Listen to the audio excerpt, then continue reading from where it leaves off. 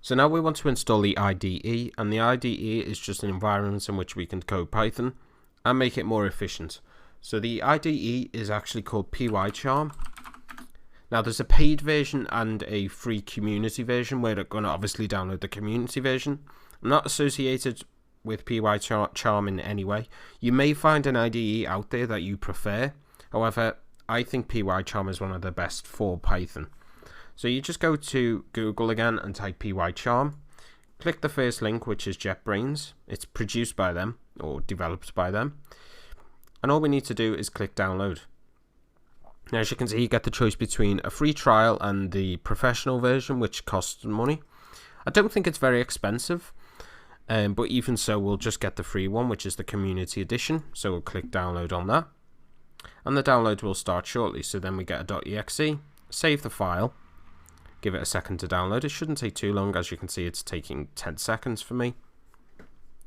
So I'll just open it when it downloads.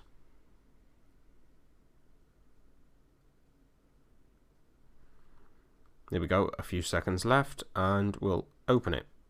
So I'll just minimize out of this browser now. And give it a second to open. So it's going to ask for admin privileges. So click yes when it asks for them. And then we can continue with the installation.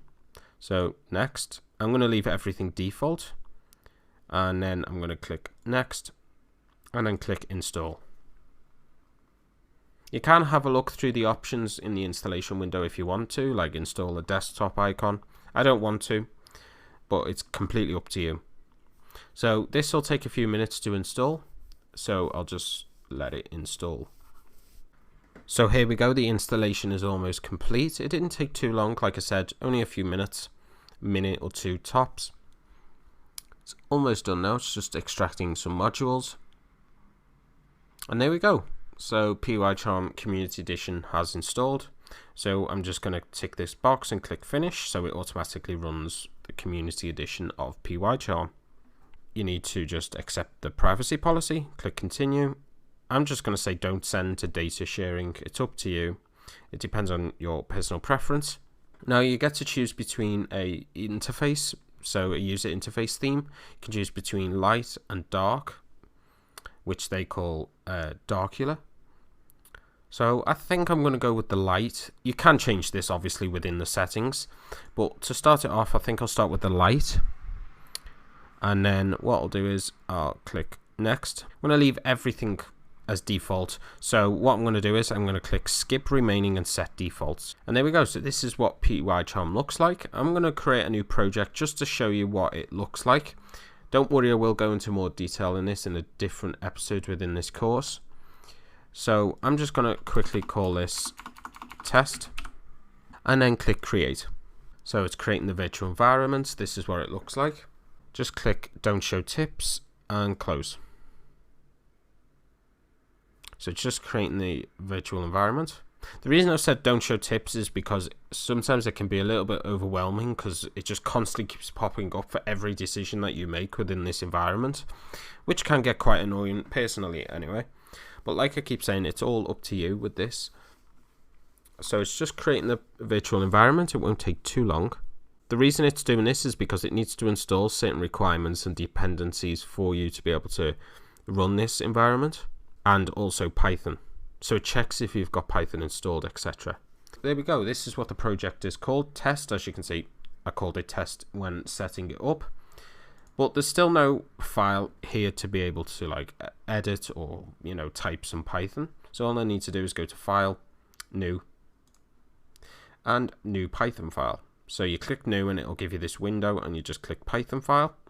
I'll give it a name and I'll just call it test. And click enter. And there we go. So we've got test.py. This is a Python file. It is in the directory for me anyway of users/user, PyCharm projects and test. You can change that at the menu at the start, which we will do for when we create projects later on. But this is just a quick example of PyCharm. So now we've got the Python file. So if I type genuine Python again, so I'll just type print hello world. And there we go. As you can see, it automatically adds the closing bracket as well, which is very useful. You can right click and click run. As you can see, down at the bottom, it's actually run the file so that we get an output. You can see where the efficiency comes in, because unlike with the shell, you had to like open the file, then run it in the module. Here you can type Python and just right click and click run. It says run test because that is the name of the Python file. So I can add another line underneath, print 1 + 1, and run it again. And as you can see, it's got 2 because it's doing the addition. You don't even need to save the file, it automatically saves when it runs. You can just press Ctrl+S to save the file. And that is PyCharm. So I highly recommend you do install this IDE. There's others out there that you can try if you want to. They all do the same thing really, and I just prefer PyCharm, and the free edition is perfect.